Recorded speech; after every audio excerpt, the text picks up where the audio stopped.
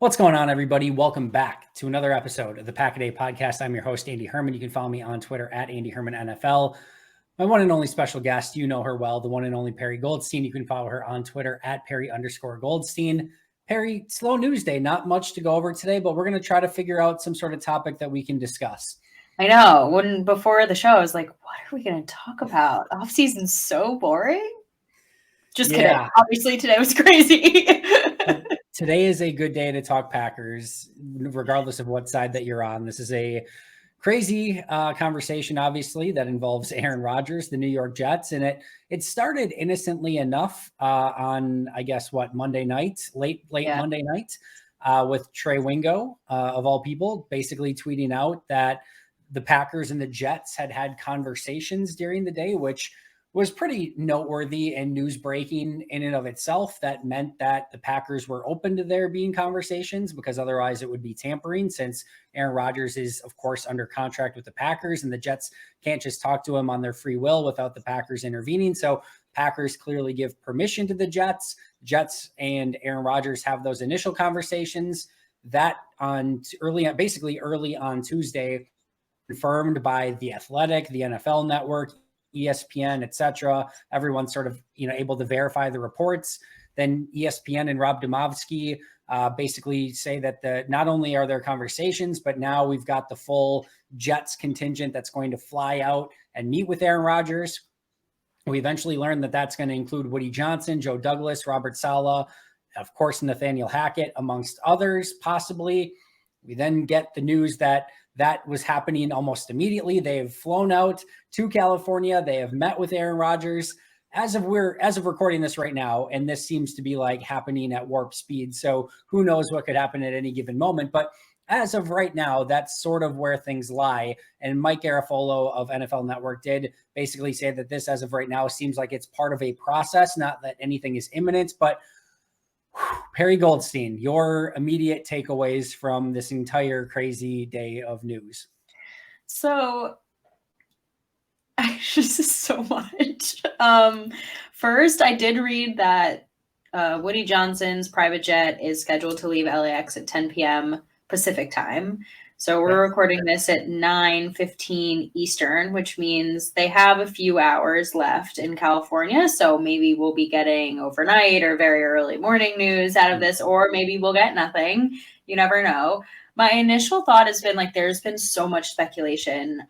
If you haven't listened to Pax What She Said this week, we had Aaron Nagler on, and he was just at the Combine, so we wanted to pick his brain. And he basically said that Aaron Rodgers was the topic. That everything else with the off season, there's tons of free agents, right? I think you and I talked about this.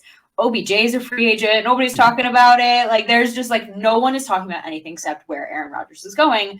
But at the Combine, it just felt like a lot of speculation. It was just everybody had some idea. Everyone has some kind of insight and an opinion, but it changes ever so frequently. I think you had Rob Demovsky on. He said a very similar kind of storyline. You enter a conversation, it feels like one thing, and then you leave and you're like, okay, maybe I hear something else. But now all of a sudden we actually have, I think, more concrete information. And this is the most concrete it's been, right? Aaron Rodgers went into his darkness retreat. He said he'd come out of it with clarity. He had this whole podcast. If you listen to it, I didn't, thank God. There was no clarity in the podcast. So he's been leaving everyone, in the dark, which is fine until you realize that free agency kind of begins on Monday. Right? You can start really having conversations. So all of a sudden we're at this point in the season, so it's it was okay that he wasn't making a decision. And now all of a sudden it's kind of not it's it's decision time.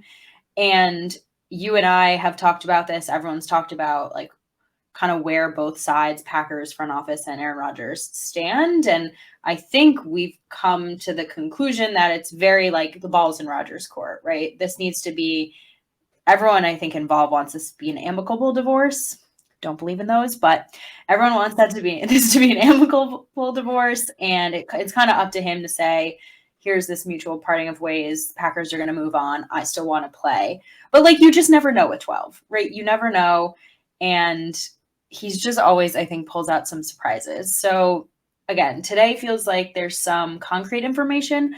honestly, none of it to me feels that surprising. The Jets always felt like the optimal destination for all parties involved.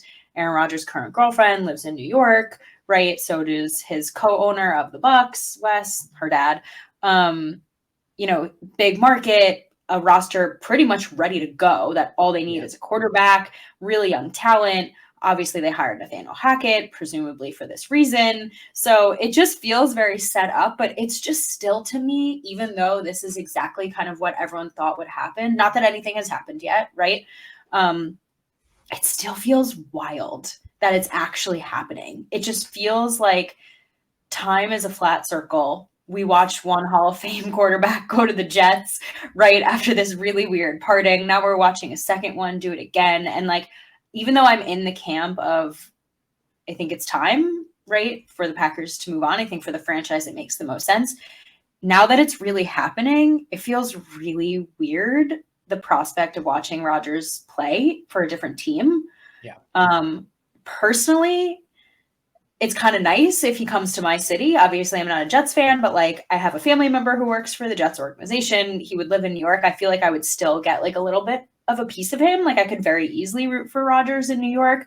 So I'd love this because it wouldn't feel like a total like departing of like one of my favorite players, the guy who like made me love football. But the whole idea of it, even though we're like at the point where we knew we'd get to, it's wild. It's weird. It is. And I wanted to sink my teeth into all of that as well. Because that was a lot. Sorry. No, you're good. I think that is an important discussion point on today as well. But I want to go over one of the first things that you mentioned, in that this is something legitimate and concrete for the first time, because before, like this entire offseason, which to me is like the worst part of it, is like reading between the lines of everything, right? Is getting a little stuff from Schefter, and then a little bit from Rappaport, and then Rodgers on McAfee, and then a little from Domofsky, and like we're taking a little from plate A, a little from plate B, and we're like trying to figure out, all right, what does this exactly mean, which is the worst part of it. But all of sort of these suspicions that we've had based on the cookie crumbs that have led us to this point, up until this point, were that Green Bay seemed ready to move on in some capacity, and maybe even was kind of hoping for this to happen.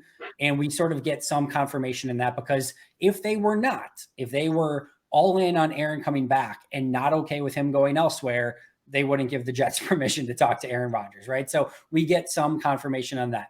As you mentioned, it seemed like maybe one of two teams that were the most likely, the Raiders or the Jets. But as of late, the Raiders have been like, actually, no, we're not really looking for a veteran. Now, we'll see if they stick to that. But as of right now, this sort of seems to confirm that Jets Rodgers seem to have made the most sense. The Nathaniel Hackett piece, of course, comes into play, as you mentioned as well. So we sort of sink our teeth into that. And it just seems like we're, like you said, we're some confirmations as to these things that we sort of expected and thought were probably going to be the case, that Aaron was probably wanting to play again, that he might have to play for another team. This is our first actual real news that we now have, that Green Bay gave permission to the Jets to talk to Aaron Rodgers, that Aaron Rodgers had that conversation. And not only that, but it's one thing for Aaron and Woody Johnson to get on the phone together and be like, hey, how's it going? What's up? Yeah. To the next step of Woody immediately being like, Robert, Nathaniel, like Joe Douglas, everyone on my plane. Now we're going to Cali. Tell your families we're leaving in like a couple hours.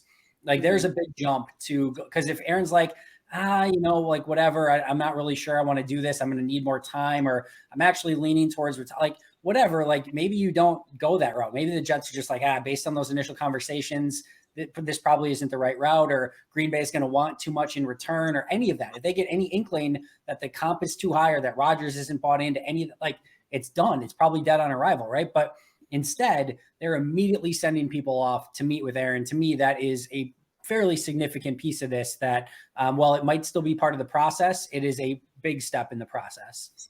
Yeah, I'm glad you mentioned comp, because I actually think that the way the market has been going in the last couple of days with quarterbacks has actually made the idea of signing Aaron for 60 mil a lot more palatable, right? If you've got Daniel Jones signing 4 years, 160 mil, that's 40 mil for a Daniel Jones. Like, I think it was Gino, who had his first year in his new deal with Seattle, is going to be at 54. 60 doesn't sound so crazy for Aaron Rodgers anymore, right? No, So it's actually played to both the Packers and Aaron's advantage to kind of see where this quarterback market has shaken out. Obviously, if Carr had signed with a different team, maybe that would have changed things. He ends up going to the Saints, which I love for him, by the way, because he said, screw you Raiders, you get nothing. I'm still going to this team. But like the market has also laid the groundwork for maybe now the Jets are like, oh, okay, we might actually have to take this guy's salary because he's looking at these other guys and he's going, I'm better than them, which he is, right? And so things just are starting to feel like they're falling into place. Now, again, Rodgers is Rodgers, right? He could have these guys come out to California and then be like, I think I'm going to stay in Green Bay. Yeah. Like that's still like, I just have like I have a lot of like unexpectations. That's not a real word, but you know what I mean? Like there's a lot that can happen with that man that wouldn't surprise me. But yeah, I agree with you. I mean, something in that conversation said, we should go out there. We're bringing all the big guns. And I think they're hoping to come away with a deal. Now, obviously, all the details, the minutia, et cetera, can't really get sorted out until the actual window opens, but I guess this feels very real. It just I don't know. It just feels very, very real. I'm curious what the Packers are going to ask for. I'm curious what the Jets are willing to give up. I think the Jets have a lot to work with, which bodes well in the Packers' favor. They obviously have a really young team and they made a lot of draft picks last year. So maybe they're willing to give up a little more this year. Like, there's still a lot that has to get flushed out. I am a little confused by timing, though, because I know it was reported that Aaron was in New York, but now it's reported that they're flying out to him. So maybe they met while he was in New York and then he went back. And then 24 hours later, he was like, let's talk more. That part was the confusing piece to me today. Maybe I was just at work and trying to follow something and not really paying attention, but a lot of moving parts. No, I don't think we ever got confirmation if Aaron was actually in New York for anything Jets related, if it was just something totally separate, but he flew back to California and that we don't know if there was ever any initial contact with Jets and Packers while he was in New York, at least not that I've seen. So It seems like he went back to Cali and then all of this started to kind of come to fruition. And remember too, like a lot of the Jets staff and personnel were also at the combine when he was in New York. So a meeting during that time probably wasn't the best case. Like what didn't make a ton of sense. So I think he was probably there on his own timeline, went back to Cali on his own timeline. Then all of this came to fruition. And then the Jets are like, all right, we're going to go and see him in Cali. I think it was just a crossing of trains, so to speak. But I want to, talk a little bit about that timeline too. You mentioned the big quarterback contract, which I think is a piece of this, but the Derek Carr piece is not an insignificant piece either, because I think the Jets did have legitimate interest in Derek Carr. I think they tipped their hand both to Derek Carr and really to the Packers in saying like, we love you, Derek Carr, but we want to see what happens with Aaron Rodgers first, meaning Aaron was probably their priority. I'm sure Derek picked up on that, whereas Derek Carr was the Saints' priority, right? He was what they wanted, and I think that played a huge part. But I think if Derek Carr is still out there, the Jets have more options at their disposal, right? Mm-hmm. Right now for the Jets, it kind of feels like it's Aaron Rodgers or like maybe Jimmy Garoppolo, and that is like a big step in a different direction, and I don't think they want to take that step. So I think the Jets are now super motivated. And as a lot of people in the Jets, media sphere have already been reporting that if they do all of this, they already sort of quote unquote missed on Derek Carr, that they've already got some sort of Zach Wilson, situation on their hands that didn't go according to plan. Now Woody Johnson and the GM and the coach and the offensive coordinator and everyone goes down to meet with Aaron, with the expectation and sort of getting your fan base's hopes up that Aaron Rodgers is going to be the quarterback for your team next year. And he can lead this team into a, potential Super Bowl type competitive sphere. Now, if you don't get that done, man, you have a lot more egg on your face as an organization. So I do think the timeline here with not only the quarterbacks getting paid, but Derek Carr actually signing that deal already with the Saints. I think this was, if you're the Packers and we're hoping for a legitimate, compensation and that this could actually get worked out, I think this actually played out pretty well in Green Bay's favor. I think that was a pretty big step in the process. I agree with you. I think so much of this is about leverage. who has leverage, where does it lie? Is it in cap space? Is it in draft capital? Is it in prospects? And that's why I think so much of like tweeting about interest is really like has to be taken with a grain of salt. Like we've seen it as Packers fans. We're very aware that like Green Bay's name gets used all the time when it comes to free agents wanting to sign places and like upping their value, and that agents do that. But I think especially with this Aaron Rodgers situation, has been so much about leverage. And right now, like everyone's watching, you know, this poker match, and it's really the Jets pushing all of their chips into the middle, and you're just waiting for Rodgers to kind of show his hand. Is it Green Bay, or is it like I'm ready to play for somewhere else? I feel like I've been mentally preparing myself for him to play for someone else ever since he went on the Pat McAfee show and said I could still win an MVP. Like I still feel like I could play at a high level. I just feel like when you're a competitor like that, and we've seen it with Tom Brady, right? Retiring, unretiring, like these guys just,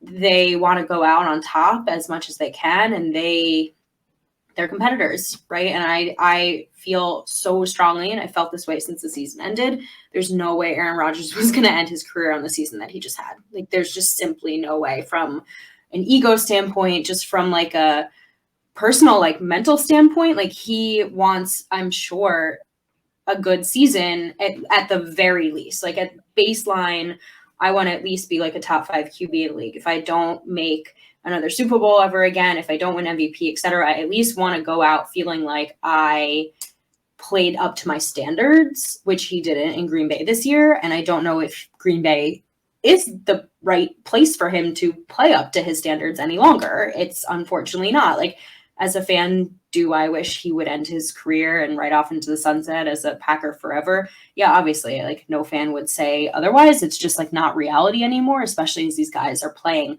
well into their, you know, Aaron's going to turn 40 by the time that this, you know, supposed contract ends. It's just like so unheard of now. So it just kind of felt like it was heading in this direction, and it feels right. But I'll say it again, like, it's weird. It's not going to be fun, I think, to watch him play for somebody else, especially if he plays well, right? That's going to suck. It's better that it's an AFC team. I think that's super fun. Do I think it's smart of him to go and try to compete in the AFC right now? Probably not, from like his personal standpoint, but like, you know, he's now going to a division with, probably it's just Josh Allen really there to compete with, but conference that's stacked. That conference, yeah, right. So there's so many moving parts here, but it's very like the Jets have like laid all their chips out on the table, and so it's just, what's Aaron gonna do? Yeah, it's not like he's going to the NFC South, where just him by default basically probably wins. Yeah, Derek Carr chose that path. Yeah, exactly. Right. So it is definitely a little bit different when you've got an AFC that's got Josh Allen, Justin Herbert, Joe Burrow, Patrick Mahomes, etc. So there definitely is a degree of difference. Good for the NFL if he goes there, because you get a lot of these potential matchups this upcoming season. But I do want to talk about, you know, on a variety of levels, like what could come next. And I'm happy you brought up that leverage piece, because to me, as I sit here today, and as I've basically been saying for a little while now, but like, it just seems to me, based on Brian Gutekunst's most recent press conference, where he's like, it's got to be the right fit, and this was a year-to-year situation, and like talking so positively about Jordan Love, like to me, as I read it, the same as Tom Silverstein read it, it just felt like they are full in on moving on and moving forward with Jordan Love. That's the every indication that I get. And this is just another huge piece on top of that. However, Ian Rappaport, amongst others, are still reporting that if Aaron ultimately decides that he wants to be a Green Bay Packer, that the Packers would go along with it. I don't believe that for a second. And the reason I say that is, you bring up the leverage piece. To me, I don't know that there's another team that's quote unquote competing with the Jets right now. I think the Jets are the team if he doesn't play in Green Bay, or if he doesn't, you know, if he plays the season, I feel like it's the Jets. Let me put it that way. And I think Green Bay needs to have some sort of leverage for the Jets if this trade were to come to fruition, to say, oh, you're only going to offer us a 6th round pick. No, we'll just bring him back and play this year. If the Jets get any sort of indication or feeling that no other team is really interested, which right now, I'm not sure which team is. I'm sure there would be somebody. I'm sure it's like Green Bay might have to go outside of their comfort zone and maybe trade him to an NFC team or a team that they don't want to, but I'm sure they could find a partner. But I think if they really want him to get to the AFC, I think the Jets are probably the team that makes the most sense at this point. And if the Jets start getting an indication that like, there's no one really else, we're just going to lowball you, and Green Bay might have to just say, okay, we'll take whatever you're offering. If Green Bay has the plausible deniability to say, no, we'll just take him back, and the Jets are like, whoa, no, more, we'll give you more picks, we'll give you more stuff.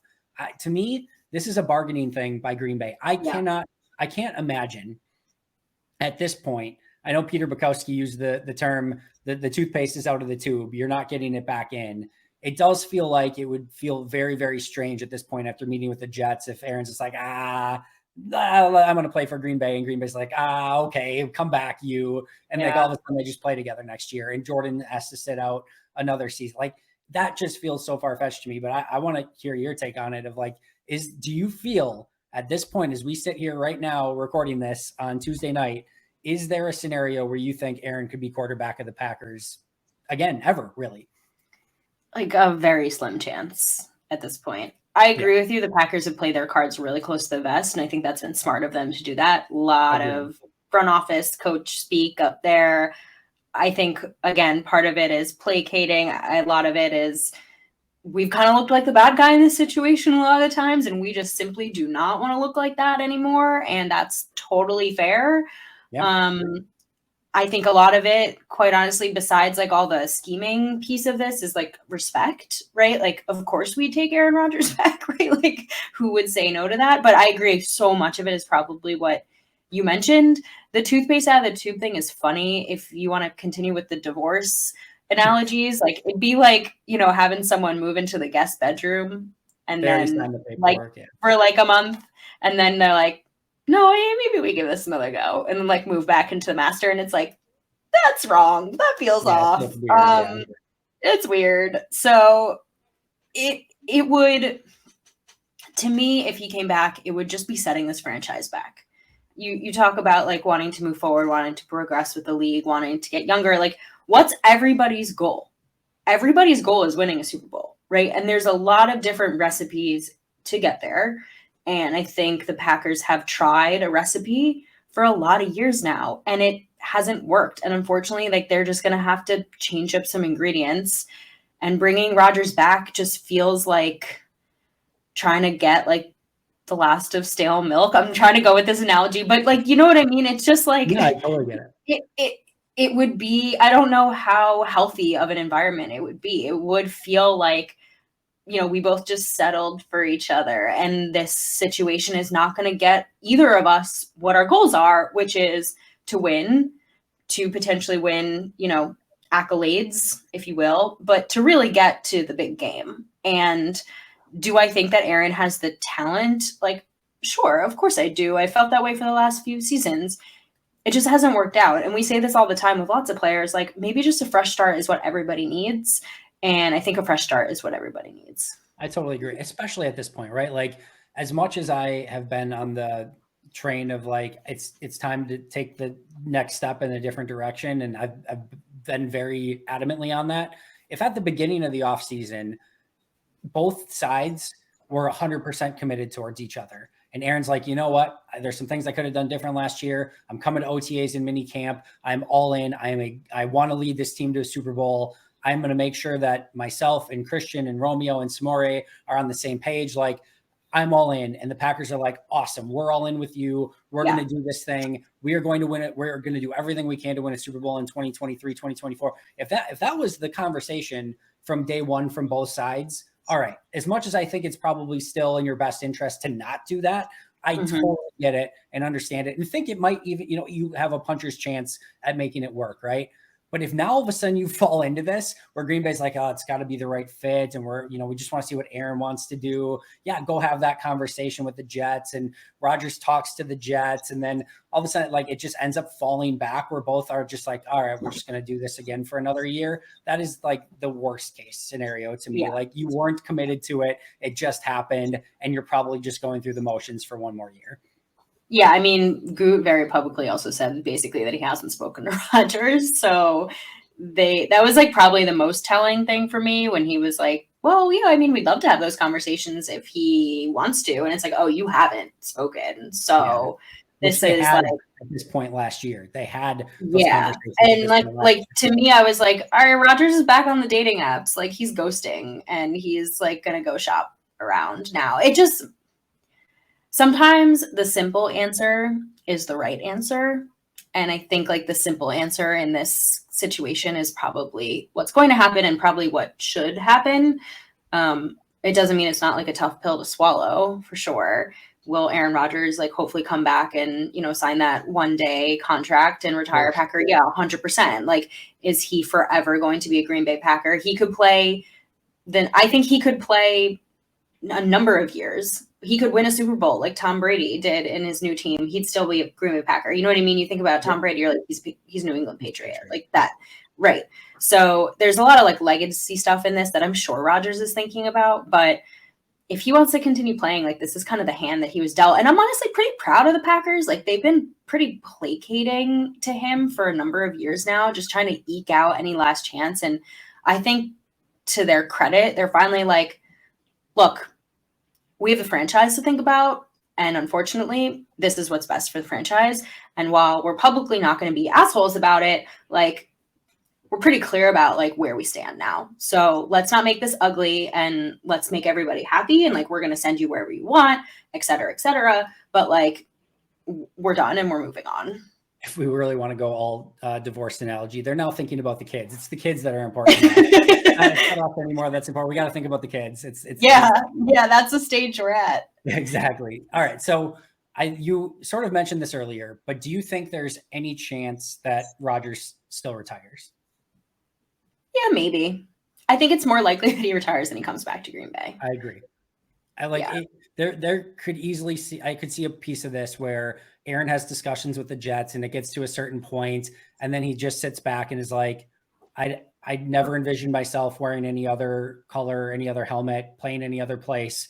And I'd rather just call it a career than do that. And I don't think that's going to happen, but I do think there's a small branch left on this crazy, road that could maybe lead to that. I agree. If I had to rank them, I would say I'm like 90%. He probably just ends up on the Jets. Like 9%, he ends up retired.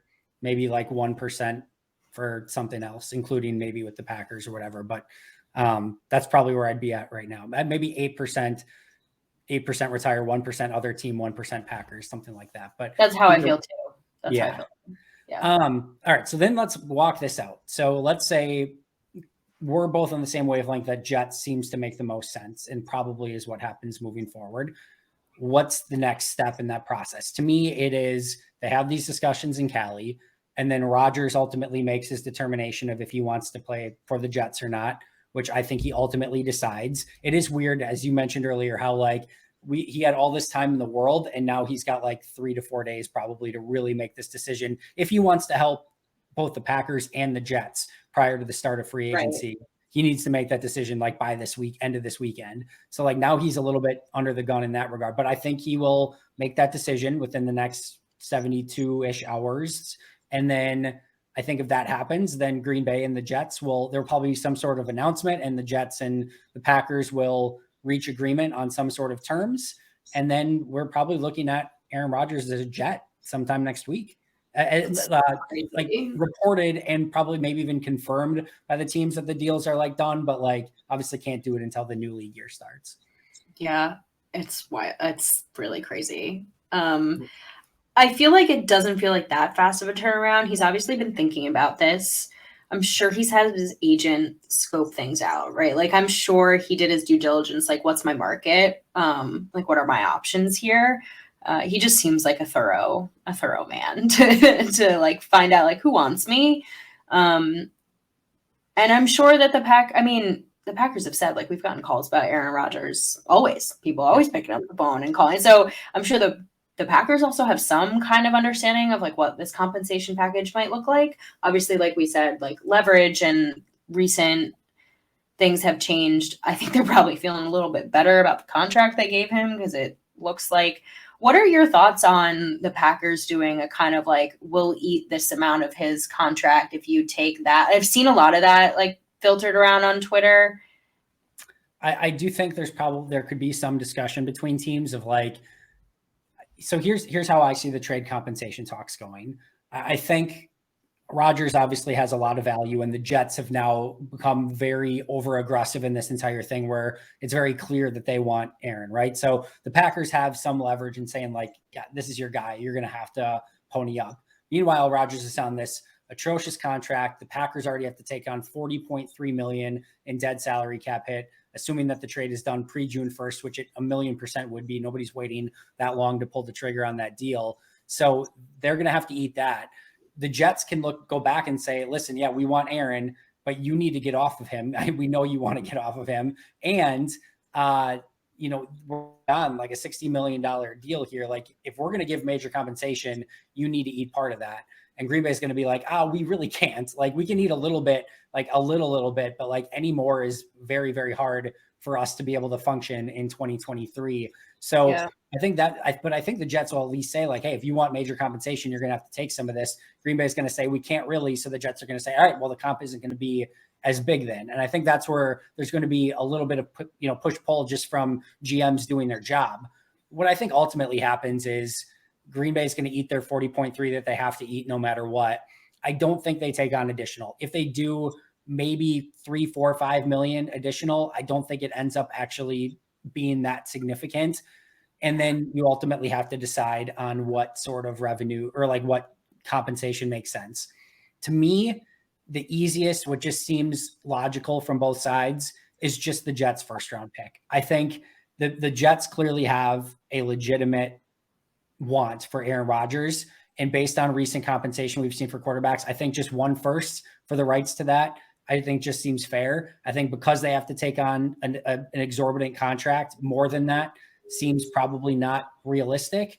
Maybe it's a first in Denzel Mims or some player that you could take a flyer on, something like that. But I don't think it's much, if anything, more than that. If it becomes less than that, I think at worst, it's probably like a second or maybe a second in Denzel Mims. I think that's sort of the range that we're looking at here. I cannot see the Packers accepting anything other than at least 1 first round pick for Aaron Rodgers. So that feels like disrespectful to me. Here's the thing. Well, first of all, let's remember that Favre went basically for a 3 plus a conditional, right? I know, but it's different. It's so different. Right? However, the contracts are massively different. And for a team having to take on $60 million in salary cap in some capacity for a guy who may only play there for 1 season, it does definitely change the calculus. And as much as Packers, take the contract and stuff out of it, Rodgers is worth more than a first round pick. I don't think there's any question about that. But when you factor in the contract and you factor in Rodgers coming off his worst season and you factor in that there aren't maybe other teams that are actively trying to trade for him, I do think that I think it probably just comes in as the Jets' first round pick. I think that just makes the most sense overall. I would be surprised, honestly, if Green Bay got anything more than that. And like I said, I've been saying all along, be cautious with what you're expecting from this deal because the contract makes it very, very difficult. I don't think it's completely out of the realm of possibility that it could be like a second round pick plus like a Denzel Mims or something like that. I would love if Green Bay could somehow find a way to include Darnell Savage, but that's now the Jets taking on more salary cap than the less that we were just discussing. So, but I think compensation here is going to be very interesting. And I'll say one more time for Packer fans, I would very much caution if you think there's going to be this massive trade package. If they get it, awesome. I will gladly come on and say everyone else was right. I was wrong. I'm happy to eat that one. But I think it's going to be a little bit less than people are expecting. I don't think it's going to be massive per se, because I agree with you. I think, if it had been if this had been last offseason, I'd say coming off MVP, et cetera, et cetera. We got the Russell Wilson pre-contract extension. That's when you get your haul. Obviously, this year has dampened things. I don't know. I guess I had in my mind a first and a third, or a first and a player of some kind. Just one, Matthew Stafford got double that. I guess the age and contract, you're right, it factors into things, but maybe I'm just being a homer and this is just like what the market is. And I'm being a little bit, because I'm just like, look, the Packers are going to eat this. They're going to have a massive salary hit regardless. The whole goal is to work around a quarterback on his rookie deal because you have all this room. And now all of a sudden, like, even with trading Rodgers and getting some kind of comp back for him, you don't have nearly as much wiggle room to work with when it comes to like putting pieces around Jordan Love as you would want.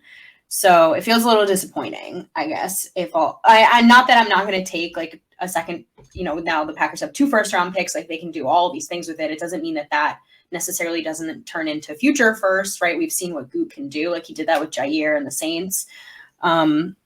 In a couple of years ago where he turned that into somehow a second first-round pick and took Darnell Savage with that one. So you never know, but it feels low. But I guess like if we have low expectations and it ends up being higher, great. And then if not, you're not disappointed. I think this was the cost of keeping Aaron for an additional year and not trading him after the MVP season, which I've said all along. I understand it's hard to trade an MVP, but last year was the year to get the huge haul and start going in a different direction. They didn't. And I think now with the contract that he signed a year ago, that was an insane contract. And the Jets having to take on. I think what people aren't realizing. Levers in to like, I just feel like they made this contract. They had to know that this was a possibility this offseason. They had to know that this might have been coming. So why wouldn't they have put in like potential levers to say, we gave you all this money, but now it's not that bad for us. Like it feels so like 180. The crazy thing is this is the lever. This is the lever, the option bonus, because they were going to owe almost all of that 40 from borrowing money from future years. That 40 is like a lot of previous dead cap hits now piling up into this year. So the lever actually is, they did by doing the option bonus and keeping it so that they could trade him right now. Like this actually is the lever. And when you say like it's a level of disappointing, it is. But this is actually like and this is why I've been preaching this all along, is like this is actually like the exit point that they built in, that they could actually do something and still get anything in return. Because what I think people aren't necessarily calculating is that one of the huge bonuses of getting off of Aaron Rodgers now in this trade, one of the bonuses of the trade isn't just the draft compensation, but it is the $60 million that they are going to save long-term in salary cap by trading him now rather than keeping him on the roster. So like imagine like we might look at it and be like, man, they only got a second-round pick. They got a second-round pick and they got 60 million in salary cap next year. Do you know what you can get with 60 million in salary cap next year? Like that is a ton of money that they can actually go out and have usable resources for. And the huge benefit here is that this is a rip the Band-Aid. Like if Rodgers stays and plays this year, you will be paying for him in 2023, 2024, and 2025. And if he plays another year, even into 2026, you will have cap hits galore for the next 3 to 4 years. By doing this now, it's done. It's over. There's no Aaron Rodgers on any salary cap book and any spreadsheet on any of Russ Ball's worries in the future after this season. And that is a huge benefit to this team moving forward. And we talk about the Jordan Love, the low cap hit. Unfortunately, this is the last year for that. Next year, he's going to get the 5th-year option in all likelihood if he's the guy. It's 20 mil, but imagine if you've got 20 mil for Jordan Love and 60 million for Aaron Rodgers that you're paying for. Now, at least next year, you've only got 20 mil for Jordan Love. And then when assuming things go well, if you extend him now in 2025, you have probably a very low cap hit on him in 2025. All of these first-round picks, your Devontae Wyatt's, basically your Christian Watson, who was a couple picks later, your whatever 2 guys you get this year, if you do get a first-rounder in exchange, your Quay Walkers, and all these young talent that you've acquired now hopefully are ready to go and ready to play. You might still have your Jair Alexanders, your Rashawn Garys, your Kenny Clarks, and all these guys, Elton Jenkins. Now all of a sudden your goal is to open up that window in 2025. I think this is legitimately giving them that option, even if you're not getting the Noah Fant, 2 first-round picks, 2 second-round picks, all of that fun stuff. Okay, well, when you put it like that, That doesn't actually sound as disappointing as like, because it's hard to look at things long term, which is what GMs and Russ Ball are doing, mind you. So like this is why they have those jobs and not fans. But it is hard to look at like just this current. We're such an immediate gratification society, you know, where you look at this in the immediate term and you're like, oh, only one first round pick. Oh, that's bullshit. But like when you actually think about it, which you have so articulately thought through, it actually does like really end up making the most sense for the Packers. So glad to ask you that question. You're all good. So I want to end with this because I do think this is the important thing. And you sort of prefaced it right at the open. There's obviously a extremely heavy weight to this decision. It is the potential end of an insane era. And even if you want to combine eras from Brett Favre to Aaron Rodgers, like this incredible 30-year period of Hall of Fame quarterbacks that by the time people are listening to this, we are seconds away at any moment from Ian Rappaport or Adam Schefter or Rob Domofsky or somebody else tweeting out and saying, Rodgers and the Jets have agreed to a deal and that era is over. It's done. And there is a heavy weight to that. So just your thoughts on the end of that potential era, if that does come to fruition. Oh, I feel like I could spend an entire episode. Maybe we could spend another 40 minutes. Quite honest with you. Yeah. I mean, I think like as succinctly as I can, it's been really easy the last like few months to look at this like most recent Packers season and be like completely disappointed. And like, I've definitely been like, I think a little bit more critical of Aaron Rodgers and his play style and just like his, what I believe to be like lack of leadership in this last season as a whole. But it definitely, I think, puts into perspective, like you take away just this season, but like look at what we as fans have been given and you feel like very, very lucky. And like the fact that it's like seemingly coming to an end is definitely, like I said earlier, just like it's a tough pill to swallow. And again, I don't disagree that this is the right decision for this team in which I love, but it also is very hard to move on from someone who has been look, I was 10 years old when Aaron Rodgers was drafted in 2005, right? I had just turned 10. So like this man has been the only quarterback, truthfully, that I've ever really rooted for. Like I remember like the tail end of Favre, and I remember him playing for the Vikings very vividly, but Aaron Rodgers has been my guy. So if nothing else, it's a new era for, I think, a lot of fans who are around my age, right? Around in late 20s, early 30s, who have really only like watched kind of like one guy play for their team. It's not something I would ever trade for the world. There are fans, millions of fans out there who would take what the Packers have had the last 30 years in a heartbeat. Yeah. To only 2 Super Bowls, I put in quotes if you're only listening to the audio of this, and all. There's been so much criticism of the Packers organization and how they haven't been able to get over that hump and get to that second with Aaron, blah, blah, blah, blah, blah. But like, quite frankly, I've enjoyed pretty much my entire life, 28 years of like competitive football, going into every single season and truly, genuinely believing that this team could win it all every single year. And I don't think a lot of fans, most fans, right, can't say that. So it's definitely going to be a transition. Am I like conceited enough to think, oh, the Packers did it again and Jordan's like the next guy? No. Do I believe that they wouldn't move on from Aaron Rodgers if they didn't genuinely believe they had something in the guy that they just drafted? No, I believe them. I do believe that they think this is it, because if they didn't, they would be saying, get Aaron back, get Aaron back, right? Like, so I'm excited about it. I'm not going to be a fan who's like going to hate on Love simply because he's the next guy after our Hall of Famer, like people did to Aaron. Like I'm going to root for his success. But I think you have to be able to like compartmentalize the two.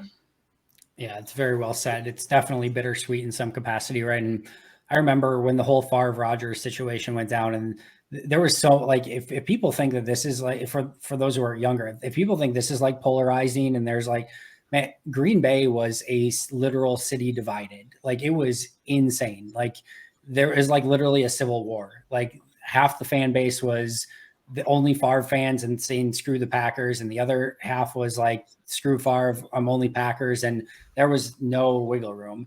And while I wasn't that extreme on it, I was somebody who believed wholeheartedly in Ted Thompson and Mike McCarthy and in Aaron Rodgers. And I thought they had the ability to prove everyone that was a disbeliever and that this team could only move forward with Brett Favre, that they could go out and do something special.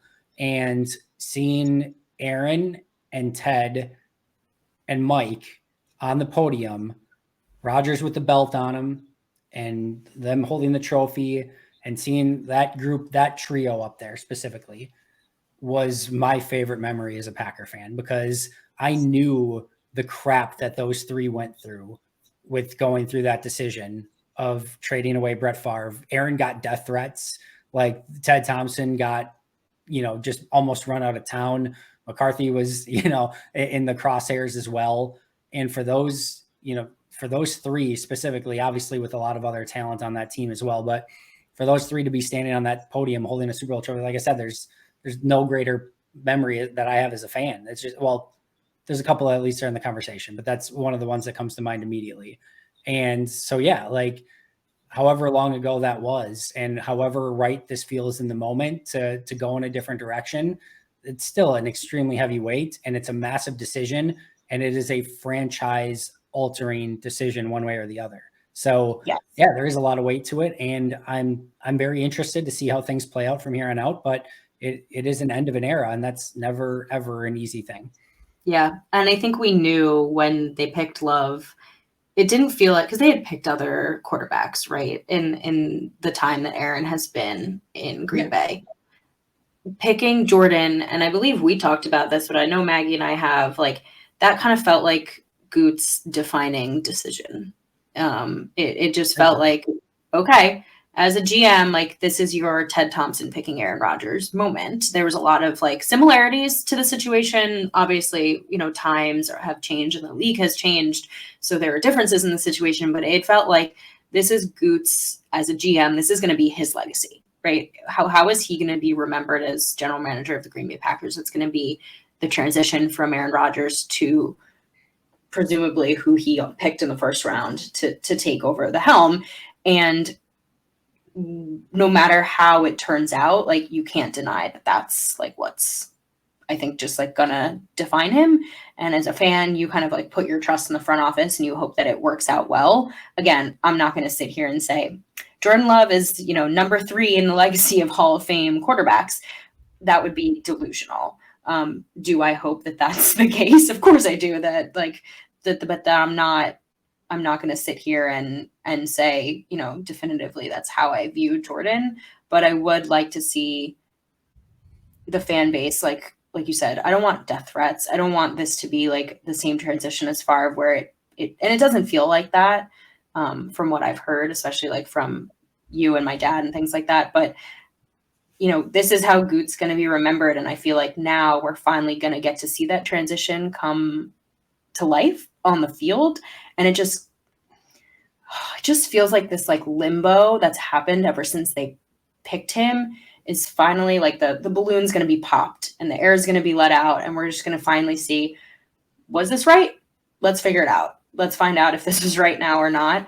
And I know hindsight's 2020 and we will have plenty of it, but it just feel like it's been building and building and building. And while the Packers have had successful seasons ever since he's been the backup, we've known where this was heading, right? I never really felt like this was going to be, he sat, now they're going to trade him away and it's going to be Aaron Rodgers again. Like, I felt like they picked this guy in the first round for a reason. They're going to transition to him at some point. Like I said, Aaron Rodgers is going to turn 40 in this next December. So we're going to finally find out like what this defining moment looks like for Goot. Very well said. And just going back to that for a second, then we'll get out of here. Ron Wolf trades a first-round pick for Brett Favre. That was his guy. Ted Thompson, first-round pick, Aaron Rodgers. That was his guy. Brian Gutekunst trades up in the first round to go get Jordan Love. That's his guy. Yeah. Following that, we know that Ron Wolf went and got Reggie White to go with Brett Favre. We know that Ted Thompson went and got Charles Woodson to go with Aaron Rodgers. And now we'll see eventually, once Goot has some money to play with, what his big ultimate free agent signing is to go with his quarterback. And we'll see if Love can live up to potentially the Rodgers and Favre pieces. And we'll see if Goot and company can go out and follow in the footsteps of their predecessors and do what Ted and Ron did, and actually going out and winning Super Bowls with their guys. So a lot more to come. Perri, amazing stuff as always. Where can we find your work, and where can we follow you on social media? Wow, I'm like heated right now. Woo! You can follow me on Twitter at Perri_Goldstein. Follow the podcast at PWSS Podcast. I do that weekly now with Maggie. Like I said, we had Nagler on if you want to hear about the combine.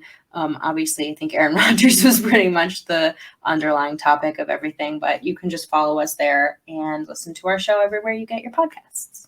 Can't believe we went 50 minutes and didn't even discuss that Alan Lazard got some scouts' nipples hard from how excited he was about that. But I guess I was going to just do that all day today. I was just talk about the excitement of the Ravens of Alan Lazard, but we're going to have to save that for a different day. That's going to do it for us. Follow her at Perri_Goldstein. You can follow me at Andy Herman NFL. You can follow the podcast at Pack-A-Day Podcast. Thanks so much for joining us. But until next time, and as always, go Pack Go. Go Pack Go.